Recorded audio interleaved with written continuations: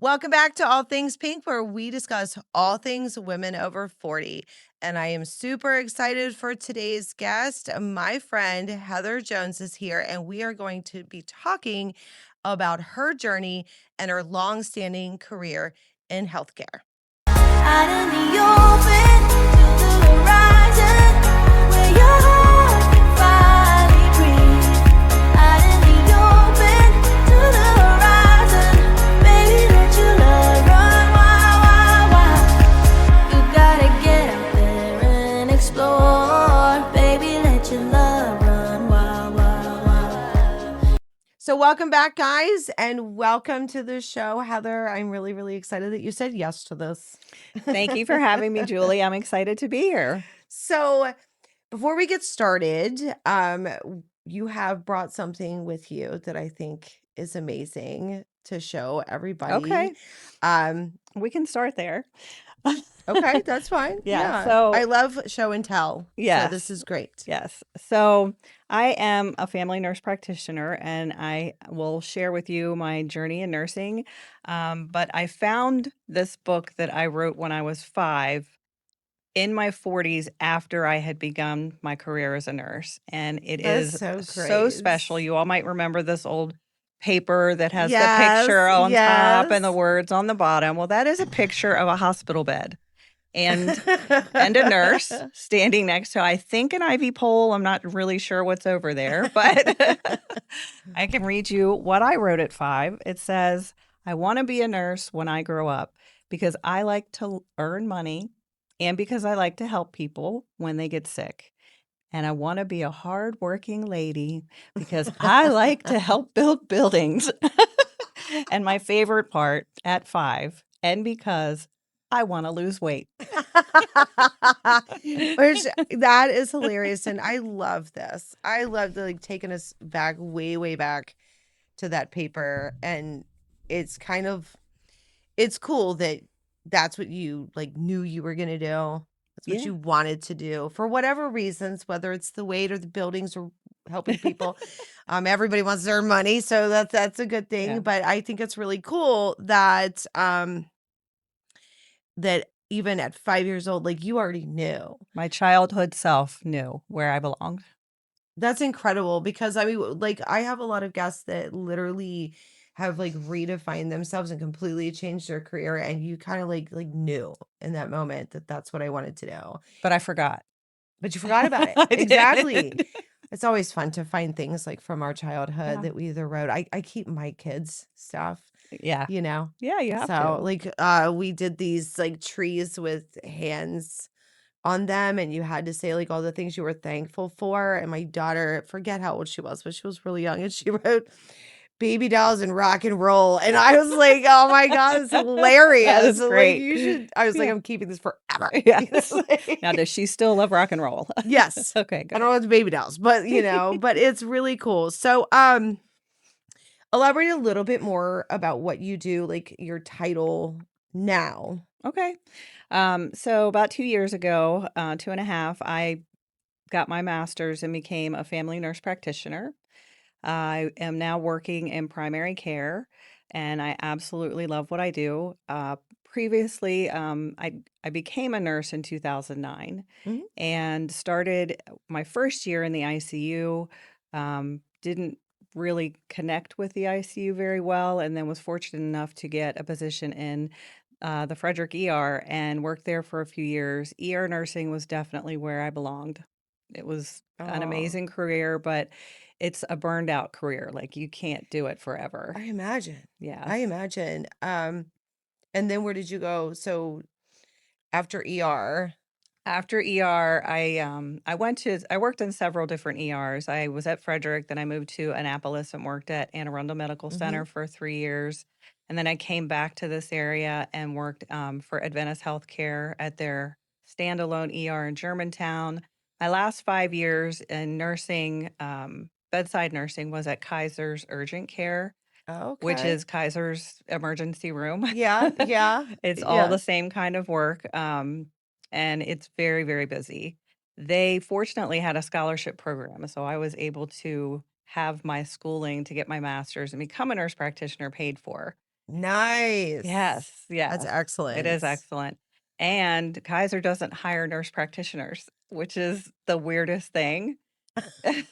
I was like, I'd love to stay, but they don't hire nurse practitioners. Oh, okay. So now I am local. I work at a primary care practice, and it was the perfect transition to go from the ER, where you know a little bit about a lot of things, to primary care, where you also have to know a little bit about a lot of things. That makes sense. Yeah. That makes a lot of sense.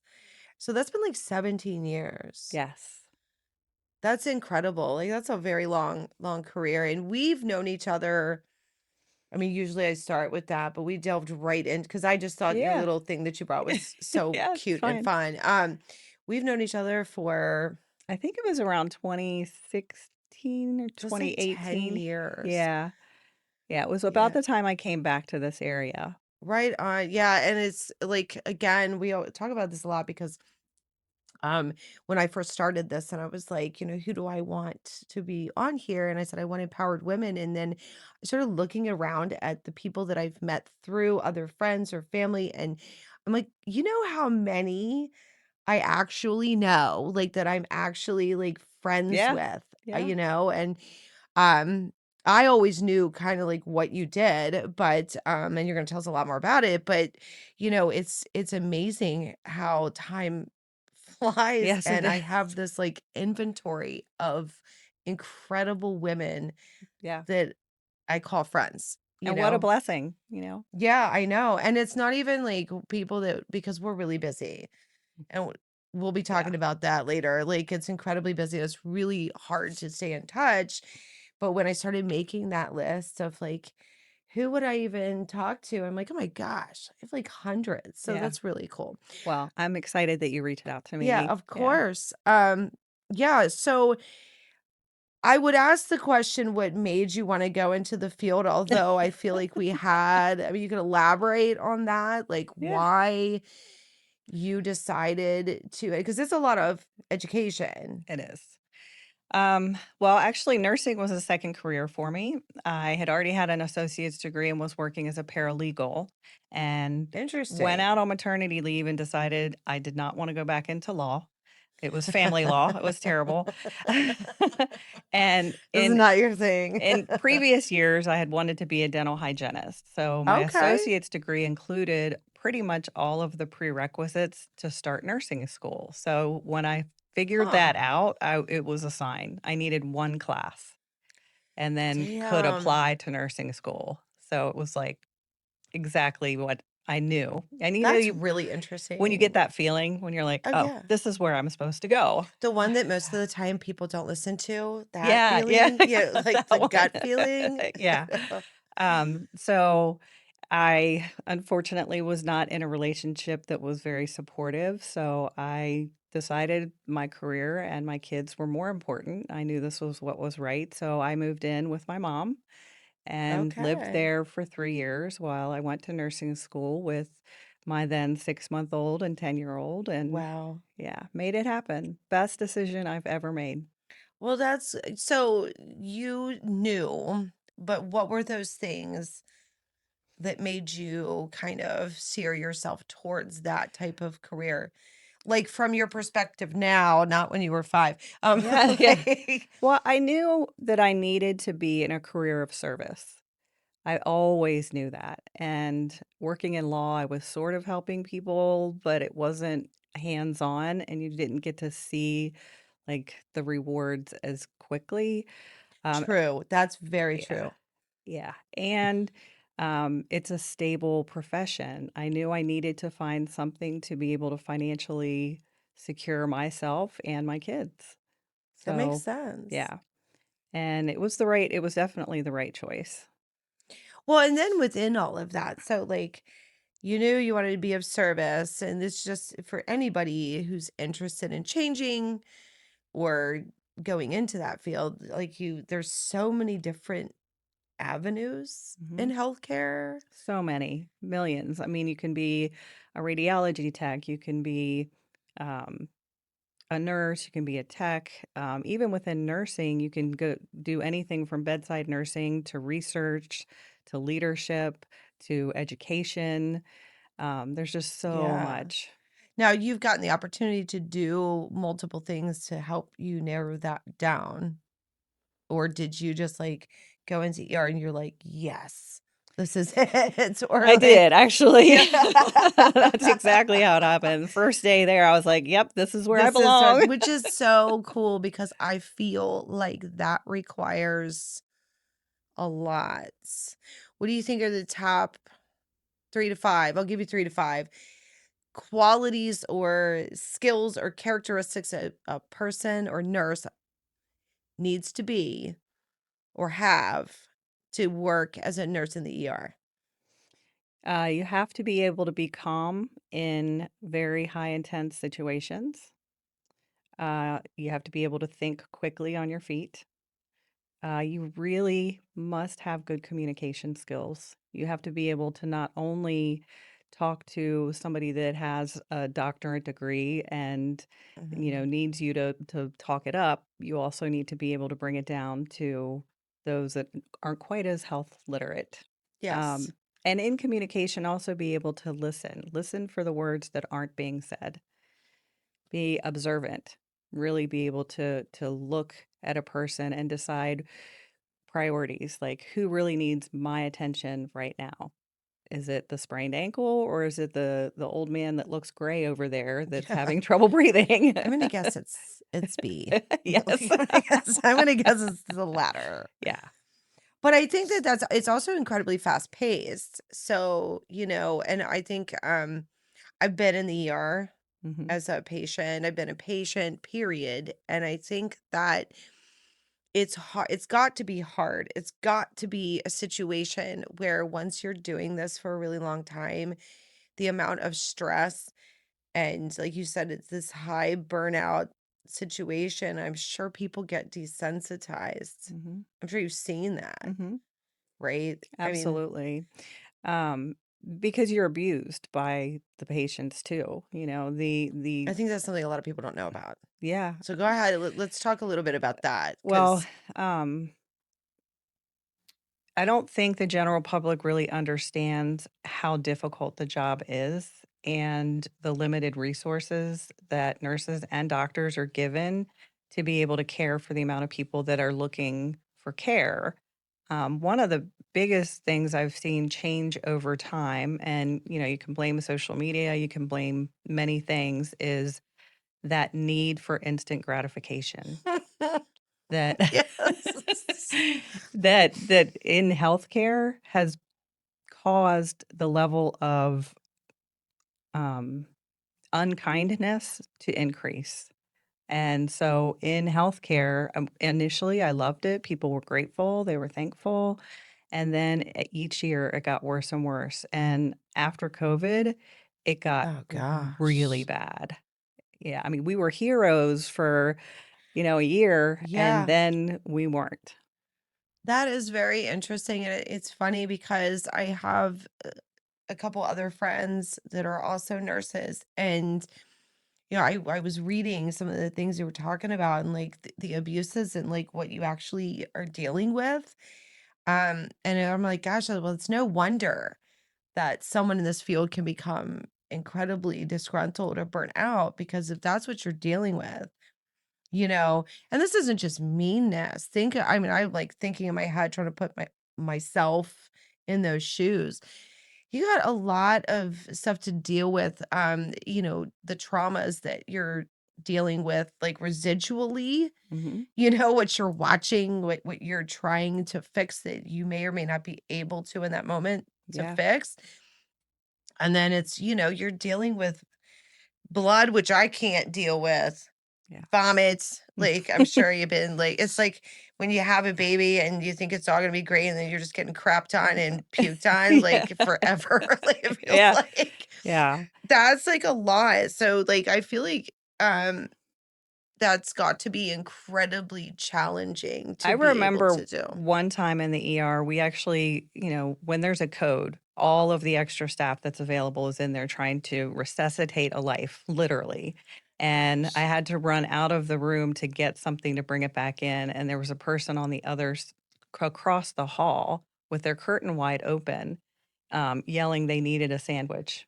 And I said, "Sir, I'm sorry. We're over here trying to save a Oh life." my And gosh. they literally said, "I don't care. I want my sandwich." So, I mean, it can get to levels that are I just That's freaking awful. it's awful. Like, I never knew rudeness like I do after being a nurse. That's It's awful. crazy. That's worse than, like, what bartenders have to Yeah. deal with. You expect that crap, like, with people that have drank too much, right? Like, you Right. expect that. Not in a hospital, like, that is insane. I mean, and I don't think people understand, I don't know if I could handle the losses.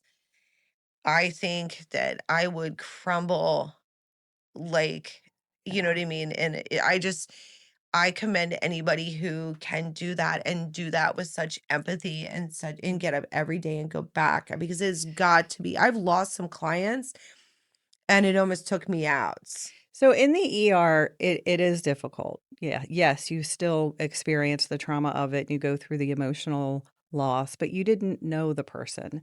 You didn't know their Uh, family. So it's it's different. I'm a little concerned now in primary care because I'm getting to know my patients oh, and I love them and I know their kids and I yes. know their parents and Their their story, and stories. they talk to you Yeah. probably about things that they can't tell a lot of other people. Yeah. Yeah. Yeah, that's when it gets, I I mean, and guess. I'll deal with it when it comes. I've only been in it for 2 years, so I haven't had to really embrace that yet, but it's gonna happen. It's inevitable. Oh, yeah, yeah.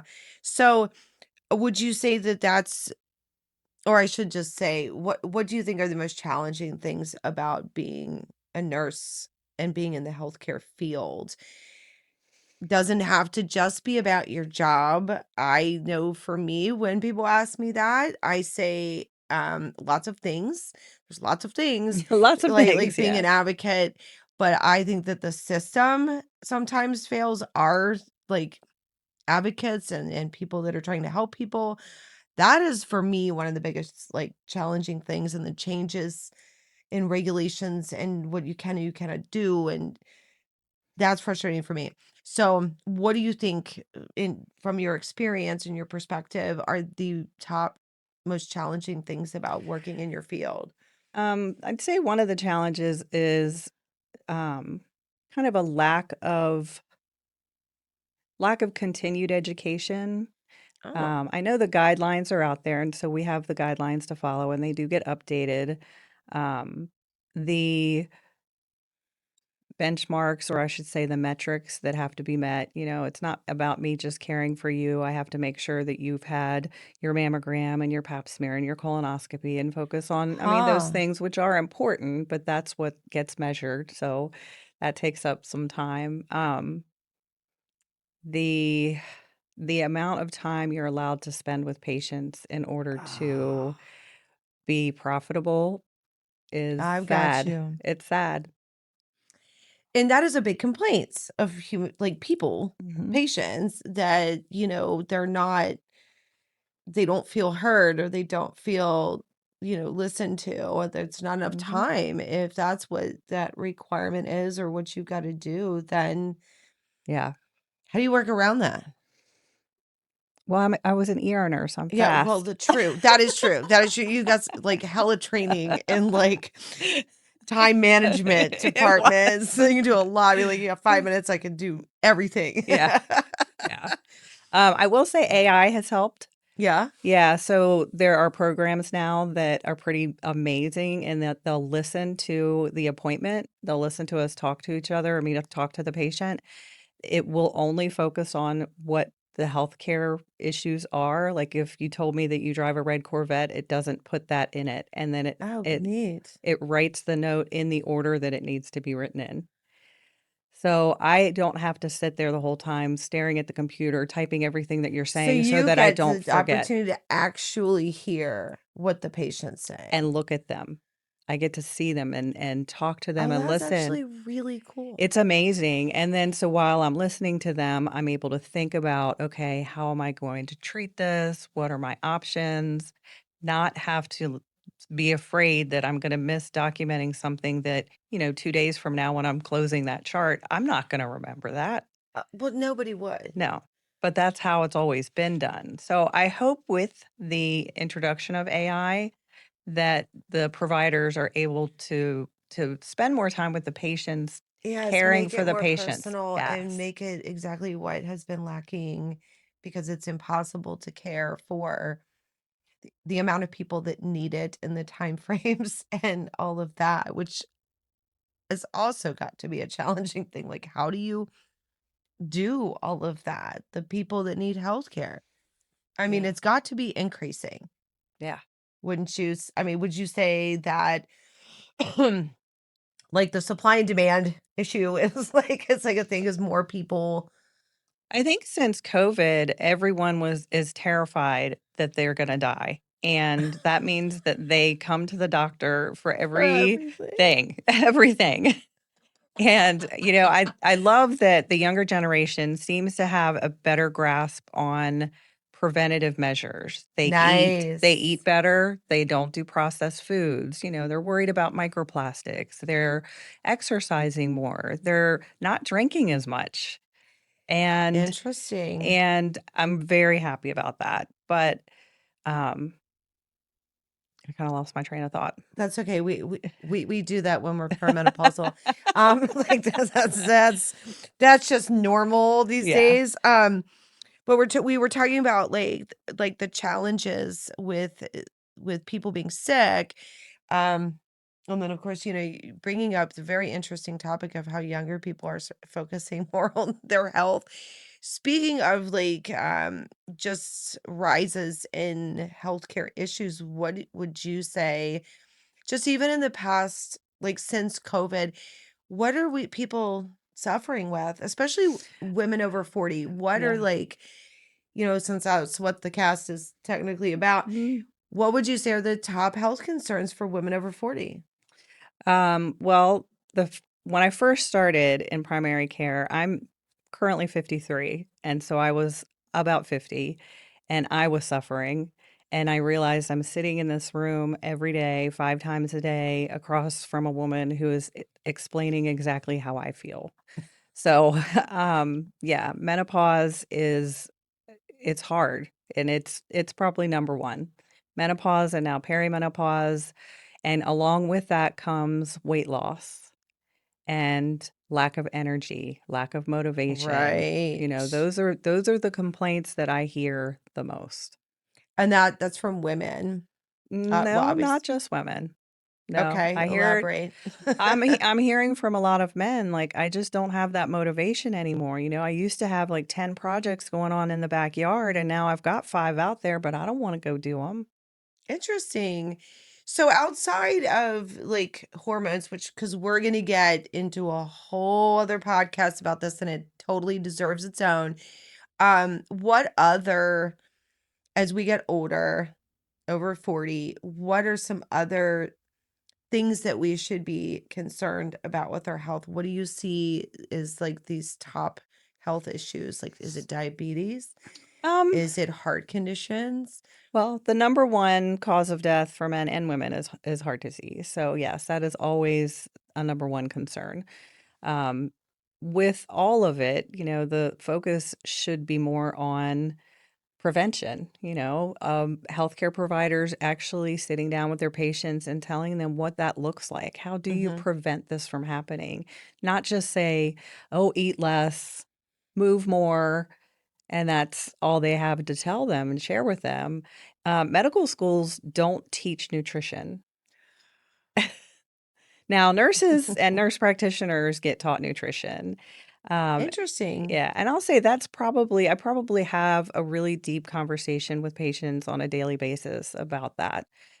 Tell me about your life. Okay, you're not exercising. Where in your life could you fit that? What's your schedule actually look like? What are you doing? And try to help So, them like, to find more it. figuring out where that connection, like, with the lifestyle choices and their ultimate health. Yeah, because it affects everything. I mean, if Mhm. you get that right, then you reduce cardiovascular risk, you reduce your chance of getting diabetes, you lower your cholesterol, you improve your joints, you prevent injuries. That's the root of all of it. Yeah. Yes, and so I'm very much into holistic care for that reason, because 'cause I'm Mhm. like, it's at the root of everything. W Do you talk to, or is it popular to talk about the concept of stress?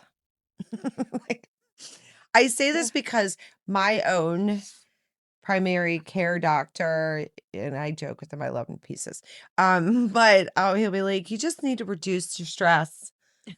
And I'm like, "I'm gonna need something slightly more specific than that." Right. Like, can you, like, because this is such a big issue with hormones, but also with just general health. Our stress levels are so far through the roof, and, typically, that's the answer I've gotten is, "You need to reduce your stress," and I'm like, "Are you gonna come and, like, go do my job for me?" Like, Yeah, and we put a lot of pressure on ourselves that causes stress, so it is important to find your own coping mechanisms, and, mhm. and I do think that in practice as a provider that it is important to have those conversations. Oh, yeah, for sure, and that is, what I think about when we talk about, like, focusing on our healthcare is having paths outside of just medicine. I agree 100%. Like, I feel like I've started primary care with a very holistic approach. Like, I'm not in there saying, "Well, what other medications can I prescribe for you? What Right. medications can I get off? What can I help you to not need anymore?" Which I think is wonderful. Like, I think that that's, what we should be going back to, and I know we talk a lot about how we're designed. So, like, do you see kind of a rise in people trying to be more holistic, or do you Yes. see it kind of still stagnant? 100%. I think with all of the information that is so readily available on the internet, Instagram, podcasters, people are educating themselves. And, you can be a provider that is open to that. Like, yes, bring me information, bring me what you've learned so that we can talk about it. There are older providers that, don't Doctor Google anything. No, I want you to look things up. Do your research. It's available to the public now. So, Do you think that people, and I have this more so with my clients, um, they have this fear of medical professionals, kind of the same way they do when they go into a courtroom. oh, You know what I mean? Like, because you're automatically, and there's like that white coat thing, um, where they will tell me as a coach or me as their advocate a million things, probably more than I could ever need to know. And I'm like, "Have you talked to your doctor?" And they're like, "Absolutely not." Or, "Have you talked to your therapist?" Nope. Nope, not doing that." And I'm like, "Why?" "I don't want them to judge me." And I'm like, "Well, I think you might need to tell," like, yeah. I think in order for them, like, do you still see Yes, that as, I like, a do thing? Like, do you feel like sometimes you're, like, all the trying to, like, time. pull stuff out? I'm in a pretty rural area, so I have a lot of older generation people that their healthcare literacy is not very high, and they were raised to be very private about their Mhm. health. So yeah, I have to ask the harder questions to get the information that I'm looking for. Mm. So I wanna dial back just, like, really, because I completely forgot what I was gonna say, and, we're talking about, like, emergency room experiences, and your kind of longstanding career. What has been the most rewarding thing for you? Almost. You can list more than one.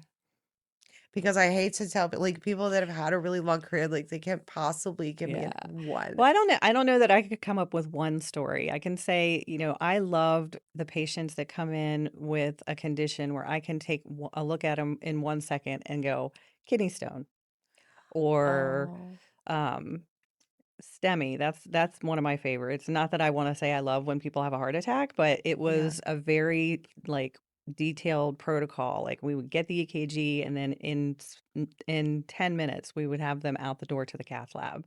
But to be a part of that Nice. life-saving process and being and knowing what to do in it is very rewarding. Oh, see, that's awesome. I kind of figured that's what it would be like. You're helping people, you're saving people's lives, and those are, some of your experiences, I'm sure, have been like so exciting to be like, I know what it is, Hmm. and I know this can happen. And I have to tell you, my primary care doctor, I had a lump in my breast, and I was so worried, and he was like, I'm getting these tests today. And he rushed everything, and I'm sitting in his office, and I can hear him running down the hall, like, yelling. He's like, "It's not what we thought. It's perfect. Everything's fine." And he's, like, yelling, and I was like, "Oh my god, I love him," because he got so excited that it was not like, he did not have to deliver bad news that day, and Yeah. I said, I'm gonna come to you forever," because it was just that passion. Hmm. So, Yeah. you could tell, like, he loves what he does, Yeah. and, I think that's why his office is always full. Yes. Like, so along with that, there's the stressful things and the challenging things and the rewarding things. I've got to ask you this just because I'm super nosy and just wanna know. You've had to have had funny things. I mean, this is the ER, right? And I know some of you watch those No. shows. I know that people watch those Well, reality if you're shows. asking about foreign objects on X-rays, yes, I have seen them. Okay, so what was the most interesting foreign object that you found? Um, there was an electric razor that the blade was missing, but it was still on. So it was like wireless? Yeah. It was Yeah. wireless? Battery operated. I think we all know where they found it. Yes. Okay, so what I was thinking was true. Okay, Yeah. anything Yeah. else like Not in the ER, but recently, and we'll get into a lot more conversations about menopause and how to treat it. And one complaint in menopause is low libido, mhm. and one of the treatments I have fixes that. And so I had a patient that I had treated, and like a couple months later, she came in with a UTI. And I Oh. went in, I was like, you're positive for UTI. She says, yeah, I know. It's your fault. Why Because is it your fault? because her libido, she's having a lot Oh, now it's, more. like, off the Yeah, charts? they're getting down a lot more. So we pendulum swung, like, we're like, "I'm gonna Yes. fix the problem," but now it's, like, way Yeah. over here. Yeah. Oh my gosh, well, that's good news, right? Yeah, I think so. I mean, hey, I expect you probably have had a bunch of interesting, like, stories to carry with you. I won't ask you about them all, but it's like, just one, just give me, like, one, right? Um, so do you think now your profession is predominantly women, am Mm, I right? Like, I mean, like, historically, it's historically, but predominantly I'd say women. that's changing. Really? So Mm. you're seeing, like, a different so with that, if you're seeing a rise in the nursing profession being male, what do you think the difference is between being a female in that position and a male? Honestly, I don't I don't think it's much different than in any other field. I Oh, think okay. that you're judged more on your skills, your communication, and and just out of your integrity than you Cool. are on your gender. That's really cool to hear because, like, that's not how people experienced those things many years ago, so it's nice to hear that. I don't usually hear that, so I like it. Do you think it's a benefit to be a female in the nursing field?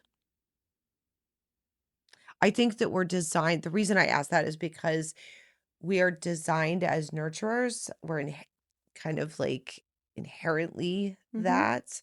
So do you think that it kind of gives you like an edge? I do. I do, because I also think women tend to think more big picture. When you meet a patient, you want to know, like, what's your home life like? What kind of family do you have? You want to see the whole Ah, picture. Whereas I think men are more like, I see a disease, I yeah, want to just treat it, and we're done. yes, yes. That's perfect because they talk about like that same dynamic in relationships. Hmm. Yes. What has it been like being a working mom for you? Well, Especially with a job that requires so much, not just of your time, but of yourself. my kids are grown. I have 2 boys, and I will say that they have both turned out amazing. I'm so glad because it was hard. Um, I feel like because I was a single mom primarily in both of their lives for most of their lives, and I was, the sole provider, I missed out on a lot of those special moments that, everyone wants to have. Oh, yeah.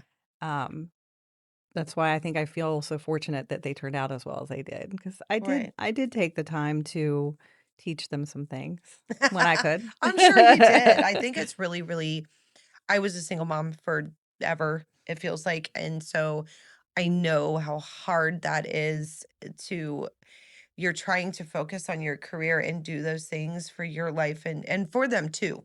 Mhm. Because without that, I mean, nothing's getting paid. Like, Right. you know, and you also need to, and I think that's a terrible battle that we kind of put ourselves in is that like you want to be there and be like this perfect mom, but you also need to feed your soul in that, or you can't, and you're just like torn.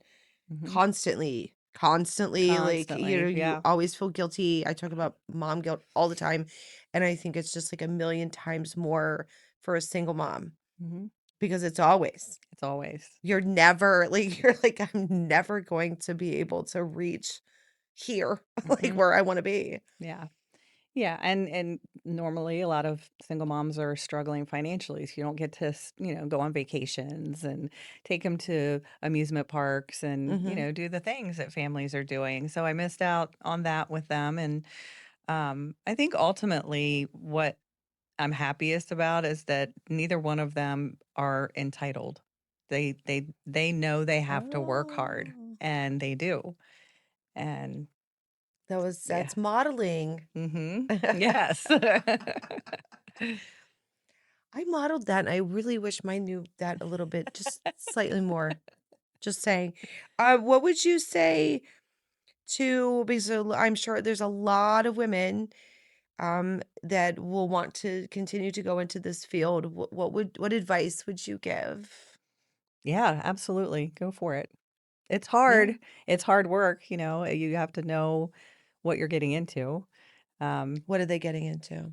um, well, long hours and, dealing with the public, you will have to wanna help people. Um, um, blood, guts, all the good stuff. All the challenging things we were talking Yeah. about. You mean Yeah. Yeah. the people not so nice. Yeah, but there are, like I said, other parts of healthcare that you don't necessarily have to get your hands as dirty, but Well, it there you is. go. There's like lots of different paths that Mhm. they can take and still be part of the process of helping people. And Mhm. that's really important. So we're going to talk a little bit about aging right now. Oh, good, that's my favorite. Yeah. What has changed for you as you've gotten older? Now this is personal. Okay. This is not just about your career, but what has changed for you? Well, I would say it started around 40. I have never been an anxious person in my life, and all of a sudden, I was living in Annapolis at the time, I found myself unable to drive over the Chesapeake Bay Bridge. like the anxiety piece God. of perimenopause, which at the time I had no idea what was going on. I was like, where is all this anxiety coming from? Took me 10 years to figure out, oh, that's why. Yeah, yeah, Um, Other things, as years went on, the other symptoms of menopause, the night sweats, the insomnia. I've always slept like a log, like nobody could wake me up. And then all of a sudden I'm up at 2 o'clock in the morning watching the fan. Like, where's this coming from? yeah, And brain fog. I used to be able to sit and have conversations, not forget what I was going to say, and then all of a yeah. sudden, and it was really bad when I first started in primary care because I had to really carry the conversations, and Yeah, I let me was remember. like This is why lost. I have notes. Right. But yeah, and that all of that comes obviously with the territory. And again, we were gonna delve like super deep into it, but also with aging, do you ever, think about the finite period of time we have left? I do. Or like, so that's like one of those things that like change. Like, I don't remember thinking about that very I think much. about it all the time now. It's interesting because I think one of the questions you asked me ahead of time was, "What do you miss most about being young?" And it's that feeling of being invincible, Yeah. and just The anything sky's the goes. limit. Yeah, sky's the limit. There's taking risks, and now I feel more. I see it. I only have this much time to be able to help that many people, or Oh yeah. to to bring this And that's like a great information. right? Like we're like missing our former selves in so many ways. And like what's changed a lot for me is I see them all now. Like I start to see the whole thing, and that can be very scary. Like It's overwhelming. it can be Yeah. very Yeah. overwhelming. I think it's part of like perimenopause too, and menopause where you like have these like horrific thoughts. Yeah. But yeah, like you start to realize like, dude, like, you know, There's only so I'm in many my there's 50s. only so many more years that I have. So in primary care, I thought as a nurse practitioner, I'm going to take some courses on how to do sutures and wound care and how to cut out abscesses and cysts. And then I said, or I can study menopause. Right. There you go. Well, because that's what you're dealing with. Right. And then so I do have a doctor that I work with that jokes around. He's like, "Why don't you want to learn this?" I said, "I only have so many more years. I don't want you're good at it. Yeah, I'll give you Yeah, all my patients that need wound care. You send me all your menopause patients." exactly. And so um, it's like a focus shift. Yeah. I think when we Mhm. get older, we start to focus on the things, and I talk about this all the time on here. So I will reiterate it a million times. You start to really shift to what is most important to you. What matters the most.